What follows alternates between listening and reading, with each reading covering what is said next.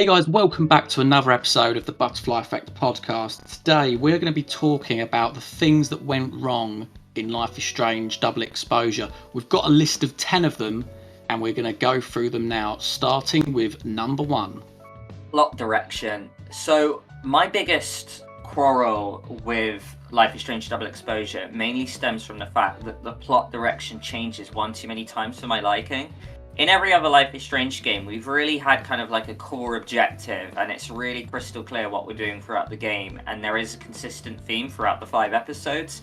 This game, you don't really have that. It very much, the trailers make it like a murder mystery game, which I was quite excited for, but that mystery is revealed at the end of episode 2, and then episode 3 is very much about kind of like, almost defending yourself. Episode 4 for me is almost like a giant side quest justice prank, and episode 5 is just about saying goodbye. For me, it changes directions too many times to the point it almost just feels like different writers took over and there was no cohesion. And yeah, I also felt it was quite rushed in areas. It for me doesn't help with the fact that some episodes were 3 hours long, some episodes were 2 hours long. I just felt this game was somewhat messy in its execution. Number 2, no multiple endings / lackluster choices. So we'll start off with the multiple endings. Or even comparing to Life is Strange 1, at least you have Chloe lives, Chloe dies, and then you have a dedicated ending to this. With Double Exposure, the ending really is Max and Safi pals or not? And even then, that doesn't really matter. Like maybe a couple little bits of dialogue hint at that. Other than that, it's basically the same thing, and I feel like this particular end choice, whether you accept or refuse Safi, only has implications going into the next game, which we don't even know if they're going to honour or not, because let's face it, we've seen what happened with the Chloe choice in this game. It wasn't honoured that well, really, was it? Again, with a couple of bits of dialogue. When you look at like some of the characters, does Vin become head of the Abraxa Society or not? Who cares? Does Gwen keep her job? Who cares? Does Yasmin keep her job? Who cares? So you're listing off choices that you think could potentially be important in this game, and then the subsequent endings that follow from them. And you just think, in a way, what was the point of having choices in this game when it feels like it's so minor? So that is certainly one of the big things where Double Exposure went wrong for me. Also, FYI, sitting and reflecting in a location does not count as a choice, and I do not want to see it in the next game. You listening, Deck 9?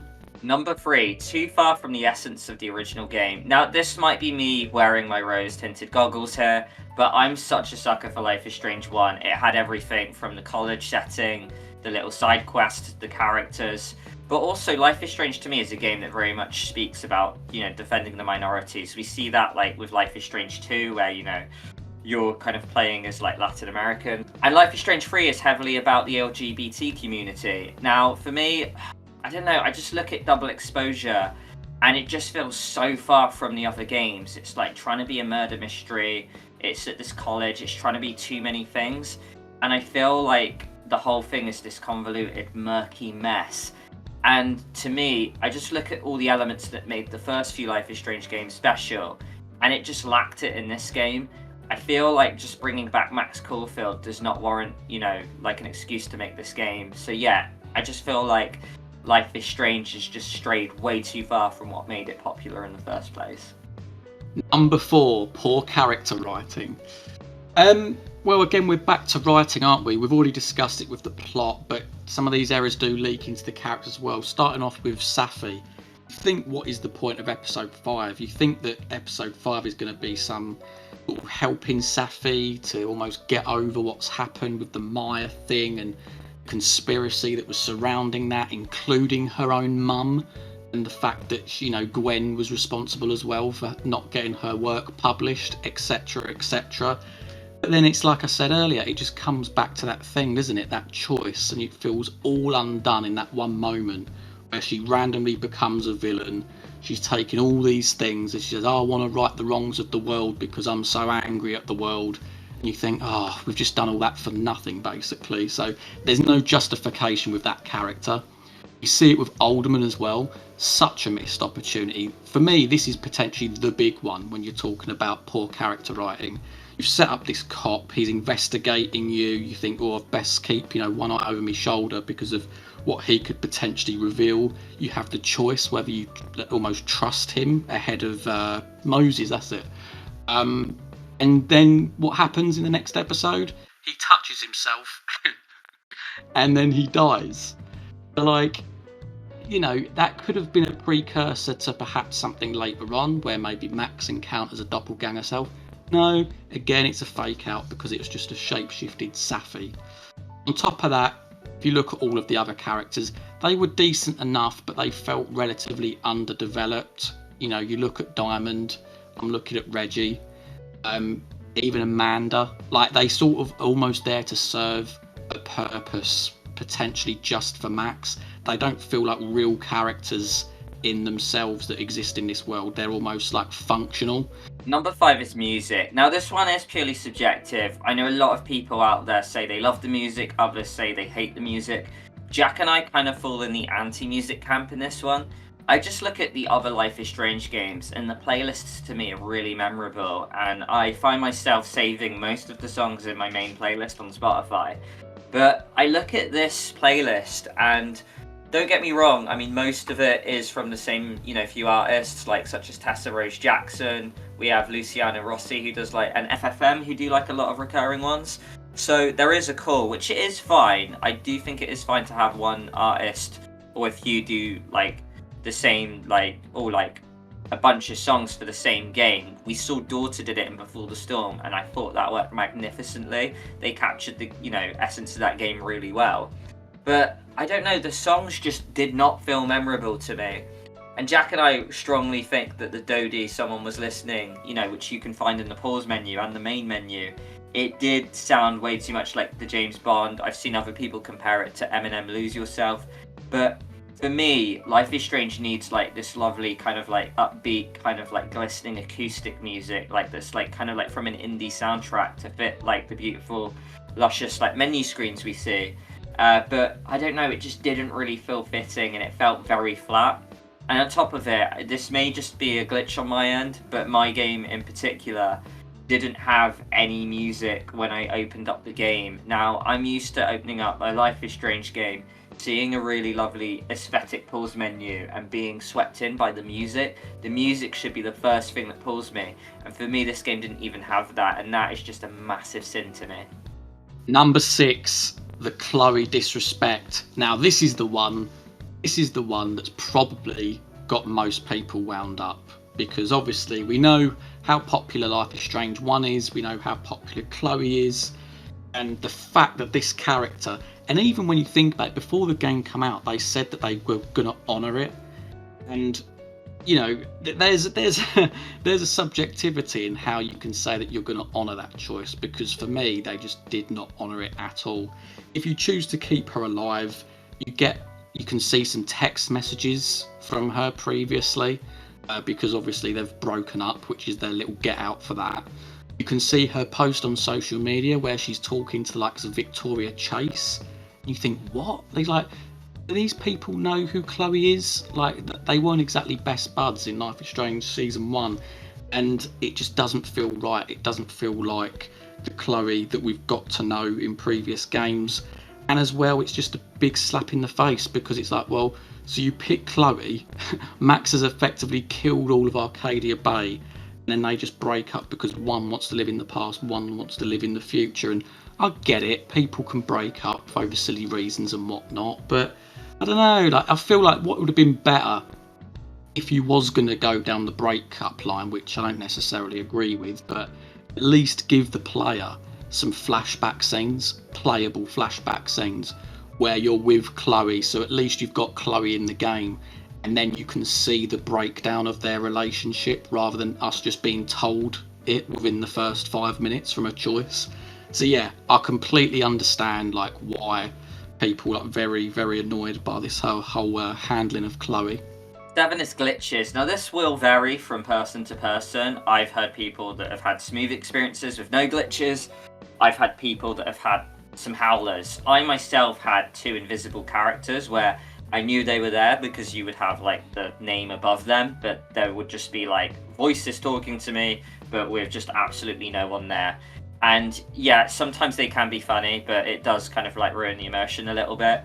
One of our fans, Dark Tiger, sent in a video of Safi coming out of the office with Mummy Yaz, and half of their body was completely missing. Now, I know like glitches vary. Some people like think they're funny and, have them. Other people are mad at it. But I do think if a game such as Life is Strange that is going to charge $50 to $80, which Jack will talk more about the price tag in the next item, but if you're going to have that high level of like ticket sale, and you're putting, developing a massive game, which means, like so much to a lot of people like Life is Strange, you're going to have to tighten it up and do better spot checks on that. So to me, glitches is a massive L. And for Jack's case personally, he had a moment where he was in the Faculty Arts building and his game just crashed. So yeah, if you're getting crashing games and missing characters, it's not a great look. Number 8, the Ultimate Edition, scam, con, call it whatever you want. But this thing was an utter rip-off, and I'm so glad I didn't get it. Seen from what people have said about it is that you hardly get any interaction with this cat. Also, the fact as well, me being an achievement nut, it's the fact that you can't actually get 100% on this game because there's 2 achievements dedicated to a cat, like I said, who hardly appears in this game. I think all you can really do is pet it and just see it generally around in like Max's place. On top of that, I believe you could get some outfits as well. Probably a personal thing, but for me this is just a bit of a meh thing. Like, outfits are not proper DLC for me. I think DLC that I would want from these games is perhaps some deleted scenes, or like maybe in the case of Heavy Rain where you get a bonus scene that could potentially tie into the main game. Other than that, I don't know, it has to really impress me in order to pay like an extra 20 quid or whatever it was. Point 9 is tiring locations. Now, don't get me wrong, at the start of the game, I felt Paladin University felt very fresh. I loved the look of like the arts buildings, and the overlook and the snapping turtle bar. But by the end of the game, we're going to the locations again and again and again, and I felt very tired of them. And I know some people do enjoy them, and they think that, the Dead timeline and the Alive timeline, they differentiate them enough to kind of like freshen them up. But I just look back at the other Life is Strange games, and granted, Jack and I haven't played True Colors, so I can't really talk about their location, but we did do a poll, and that one was rated the best location. But as an Arcadia Bay fan, I look at the first game, and there's just the same locations that are recurring, but we go back to them, so, there's some familiarity. But each episode throws new locations at us, whether it's the barn and the dark room, going back to the swimming pool but flipping it as a party. So each episode felt fresh enough that it gave us some new locations along the way, which I really enjoyed. Despite the fact Life is Strange 2 is a giant road trip, so it's all fresh locations. But I look at this game, and by episode 4 or 5, I felt really sick and tired of like the same locations again and again. That might just be me, but that is a strong I did feel. Especially in an area like episode 4 where we're only ever in 3 locations. So yeah, I just got really tired. By the end, I could not wait to leave the snapping turtle, and I spent ages in there pranking a teacher. Number 10, it's the romance. So you've probably heard this in our analysis series, guys, but you don't want to shoehorn relationships in this game, and this is exactly what Deck 9 did in this game. Quite literally within the opening, 15 minutes, as soon as you're in that snapping turtle, you're already having to make eyes at this Amanda character who we've literally just met. All she's done is come up and give a drink, and we had some like little witty exchanges, and suddenly there's some romance there, and it's like, whoa, calm down. Like, we've literally just come into this game, we're trying to like find our way. We've not seen Max for a while, we're almost like trying to relearn her character and see how she's evolved, and you're already throwing this romance down our throat. As for the actual interactions, look, I liked Amanda's character. I did think she was quite fun, quite quirky, and but I didn't really see that connection like I would say Chloe and Rachel from Before the Storm. It just didn't quite land with me. Same also with Vin. It felt a little bit odd that we were shoehorning Vin as a potential romance angle in this as well. considering that we're establishing this plot that he went out with Max's best friend Safi at this point, who has literally just died, and we're now going to have Max go up to him, be all flirty, and then excuse herself as being drunk as to why she kisses him, which again feels out of character. So, you know, there's lots going on there. Not only is like the romance feel a bit shoehorned, but the choice of the characters of who we're romancing, and the fact that it's detrimental to Max's character as well. So again, a bit of a thumbs down from me. But what do you guys think? They were our 10 things that we thought went wrong in Double Exposure. Have we missed any? Have we been unfair in some cases? Do let us know in the comments below, and we'll look forward to reading them, and we will see you in the next time video. I was going so well. Bye, guys.